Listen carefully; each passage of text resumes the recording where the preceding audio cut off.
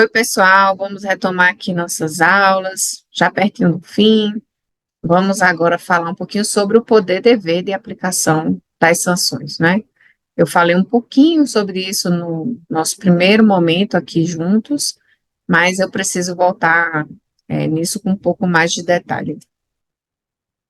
Então, é um poder que a administração tem, que os particulares não têm entre si quando contratam, a aplicação dessas sanções, de multas, de advertência, de declaração de inidoneidade, impedimento de licitar e contratar, mas é também um dever. Eu trouxe aqui os textos tanto da 8666 como da 14.133, que fala dessa prerrogativa, né, como um poder, e trouxe também o artigo 51, que fala dessa necessidade de um servidor responsável, né, o gestor do contrato, pelo acompanhamento, gerenciamento físico e financeiro e fiscalização da sua execução. Então, a lei estadual e a lei nacional falam que esses contratos administrativos, a administração tem a prerrogativa de fiscalizar a execução e, portanto, tem o poder de aplicar as sanções. Mas não é só um poder, é também um dever. Então, diante de uma situação que origina a aplicação de multa, advertência, é, impedimento de licitar e contratar, ou a declaração de inidoneidade, o gestor do contrato, aquele que acompanha a sua execução, tem o dever de começar um processo administrativo, sob pena dele próprio ser punido administrativamente, né, dele ser desidioso nas suas funções, de ser acusado de desídia, de inércia, de preguiça, né, no seu dever de bem acompanhar a execução do contrato. Então, ele pode ser punido administrativamente, né, pelo Estatuto do Servidor mesmo. Na antiga lei, nós tínhamos a previsão da advertência, da multa, da suspensão, do impedimento e da idoneidade. A suspensão era a sanção prevista na 8666 e o impedimento na 10.420. Mas agora não, agora a nova lei mudou. A gente tem a previsão de advertência, multa, impedimento e a declaração de inidoneidade. A suspensão e o impedimento entram aqui na nova lei com esse nome de impedimento de licitar e contratar. E aí aqui é a previsão de cada uma dessas sanções da nova lei de licitações, e aqui eu recomendo fortemente que vocês leiam esses artigos e incisos que eu destaquei na nossa aula, na nossa tabela aqui da nova lei de licitações. Aqui eu faço coloco nessa perspectiva e falo da atuação do gestor do contrato. Então, a atuação do gestor, ela é uma prerrogativa da administração, um dever da administração. Nós não podemos abrir mão da sanção quando cabível. Não está na esfera de discricionariedade, de possibilidade de decisão do gestor, decidir que não irá aplicar a sanção, por qualquer motivo. É uma boa empresa, porque é meu amigo, porque é um mau momento, vai dar certo. Não, isso precisa ser apurado administrativamente, as razões precisam ser produzidas, né, colocadas no procedimento para que a pessoa possa, ao final, ser ou não condenada, né. É claro que não significa que todo processo instaurado levará a uma condenação ou a uma sanção, mas a instauração do processo, ela é necessária, né, para que o gestor do contrato não seja acusado depois de não ter cumprido com o seu dever funcional. E aqui eu preciso ressaltar o que eu sempre faço nas aulas, quando falo do tema, ainda que rapidamente sanções contratuais, é que as únicas sanções que a 14.133 prevê como possíveis são essas: advertência, multa, impedimento de licitar e contratar e declaração de idoneidade. Se uma das infrações da lei anticorrupção for praticada, teremos aquelas outras sanções: uma multa sobre o faturamento bruto de 0,1 a 20%, a publicação da condenação e a declaração de inidoneidade, né, prevista lá no 155, 12.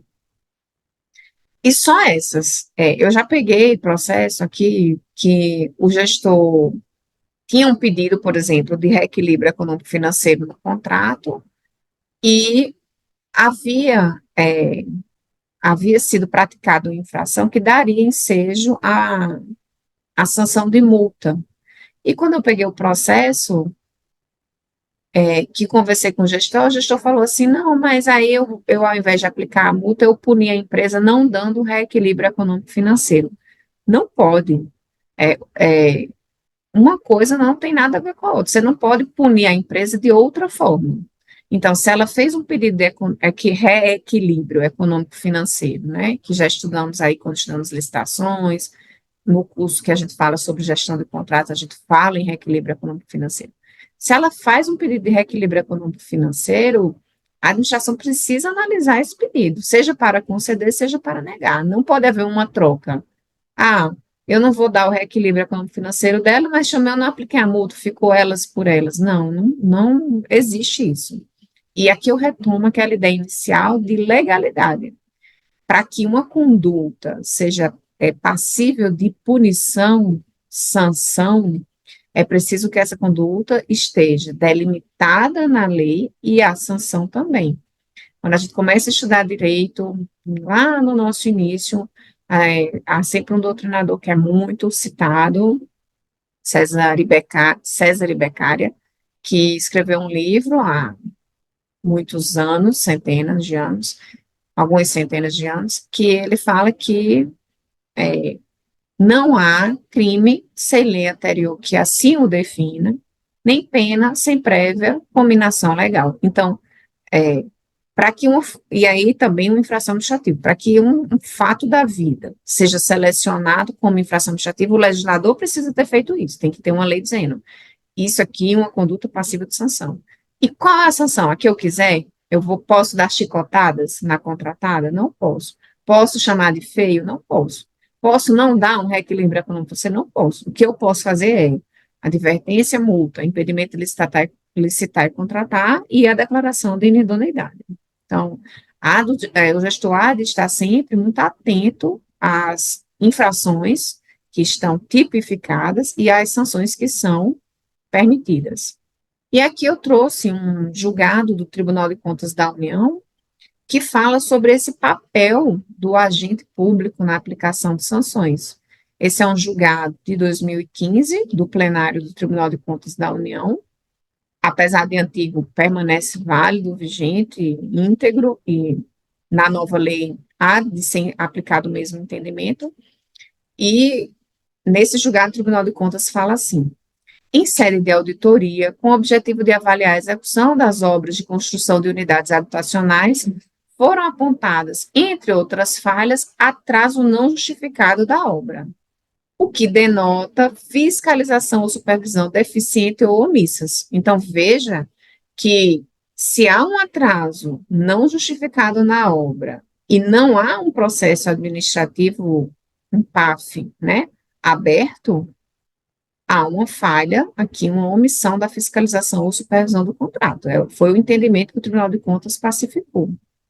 E aí fala que o relator, ao apreciar o caso, apontou que a avença, o acordo, previa a aplicação de multa, na hipótese de atraso, e que o responsável foi ouvido por ter se omitido frente às reiteradas comunicações expedidas pela fiscalização, solicitando aos superiores competentes a aplicação das devidas penalidades contratuais, em face da ocorrência de atrasos injustificados na execução da obra, da contratada. Mas, diante dos fatos, o relator esclareceu que, após a oitiva do gestor, que as sanções administrativas devem ser aplicadas nos casos de infrações a normas legais e contratuais. No entanto, os precedentes dessa Corte de Contas assentam que a falta de tempestividade na aplicação de penalidades contratuais pode ser relevada quando não restar configurada a inércia por parte dos setores competentes de entidade contratante, o que ocorreu no caso concreto. O que foi que aconteceu, né? Conforme ele colocou ali no início das aspas. O gestor aplicou a pena de advertência. ao invés da pena de multa. E aí ele falou assim: não, eu tenho que fazer uma aplicação gradual das sanções contratuais. Isso não é verdade, né? Porque se ele não tivesse aplicado nem a advertência, é possível que o próprio Tribunal de Contas tivesse condenado ele aqui. Nós vimos lá no 156, no 156 da Lei de Licitações diz que a gravidade da conduta, o fato dela ter ou não um programa de compliance, de integridade aberto, as circunstâncias agravantes e atenuantes devem ser sopesadas em qual é a sanção aplicável. Mas é que o Tribunal de Contas disse, olha, o atraso notificado tinha previsão contratual de multa. O gestor não aplicou a multa. Ele, se,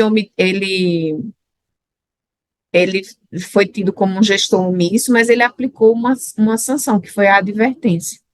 E aí o Tribunal de Contas fala, nada obstante, entendo que deve ser dada ciência ao fulano, né, omiti aqui a parte, a pessoa fulana, para que, diante de atraso injustificado no ritmo das obras, imponha as penalidades previstas nas cláusulas contratuais. Então, não são outras. Se a cláusula previa que, nessa hipótese, era a multa, a sanção aplicada, ele não pode aplicar outra. Ele não pode aplicar a advertência, como ele fez aqui. E aí, o tribunal decidiu dar ciência à entidade contratante e à administração de que deixar de aplicar as penalidades previstas nas cláusulas contratuais avançadas contraria a 8666 de 93, e especialmente a interpretação da referida lei dada por esta Corte de Contas, a exemplo de outros julgados que ele tem. Então, se há uma previsão de sanção contratual para aquele fato, há um dever do agente público na apuração e aplicação de sanções. Não pode aplicar outra sanção, não pode criar uma sanção, ele tem que se ater ao que o contrato e a lei prevêem, sob pena dele ser responsabilizado, tanto é, perante o seu próprio Estatuto do Servidor, né? Aqui a nossa lei estadual do Estatuto do Servidor tem previsão quando a pessoa não age como quando ela é negligente, como perante a Corte de Contas também. O Tribunal de Contas pode multar aquele gestor que, de forma desidiosa, não fiscalizou o seu contrato, não aplicou a sanção que era devida, né? Fez vista grossa, talvez, né? Aqui o fiscal se salvou porque ele ainda aplicou uma sanção, ainda que não a sanção correta, mas vamos dizer que foi por pouco, né? E aqui, nesse tema de sanções contratuais, eu trouxe um texto de apoio, que é o planejamento da gestão. É também um capítulo de livro. Trouxe também um texto da editora Zent sobre as consequências de uma constatação de irregularidade fiscal, para que vocês leiam, e sobre responsabilização do contratado em vícios ocultos ou não perceptíveis. Todos são textos de apoio para quem quer se aprofundar nesse tema, estudar o assunto, conhecer mais sobre o que foi dito, mas não são essenciais como por exemplo, essencial o conhecimento dos artigos que eu separei aqui nas nossas aulas para leitura, né? Então, o conhecimento da lei é indispensável para quem está trabalhando com os contratos, né, e fiscalizando os contratos. Mas são textos de apoio que eu acredito podem ser muito úteis para todos. Eu encerro essa aula aqui e já já a gente começa a nossa próxima e última aula aqui da primeira parte do curso de sanções contratuais. Até já.